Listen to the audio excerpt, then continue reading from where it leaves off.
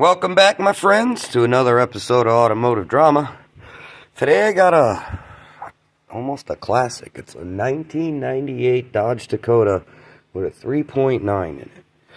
Boy, they just don't make cars like this nowadays. These things used to run and run, change oil, make sure they don't overheat, and they would just run and run and run and run. Nowadays, if you get 100,000 miles out of one of your cars and the motor don't blow up, you'll be doing good.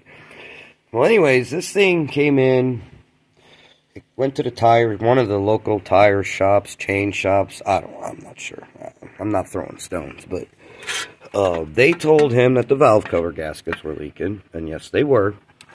They're totally leaking. I mean, that's pretty obvious, but they also told him that the oil can was leaking. Okay, now, I looked over at it, and I thought the front crank seal was leaking. But I told him I have to clean this thing off and take it for a drive and see where it's leaking oil. Well, as soon as I cleaned it off, I was wrong about the front crank seal leaking. It's actually the balancer. You see that big gap right there? Well, right there, it chewed a hole in the timing cover.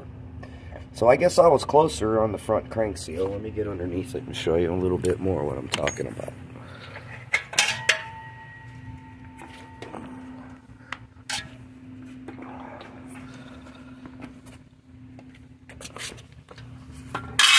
If you look, let's see if I can get in there real good. Do you see all that? Now that's why I thought it was the front crank seal, because you could see it's super wet, dripping all over the oil pan gasket. Now, after I cleaned it, look at that oil pan gasket, and it's dry as a bone. But to get to the other side, let's see if I can get in there. Right there, you can, hard to see. You see where the balancer actually is. You can see the backside, how shiny it is in that corner. Well, it's hard to see, but I can't get a real good camera angle on there.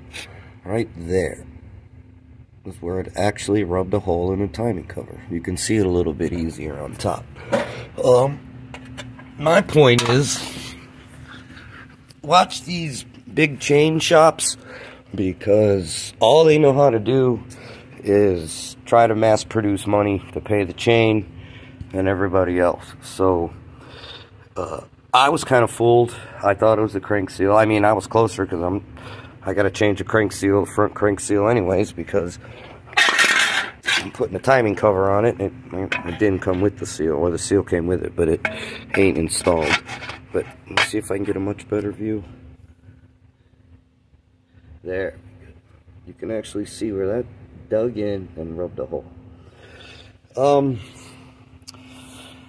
Just beware of the chain shops, because they just like to mass produce money, like I'm saying. And you know, they got a minute, and then you got to pay all that overhead to the franchise and advertising and all that crap.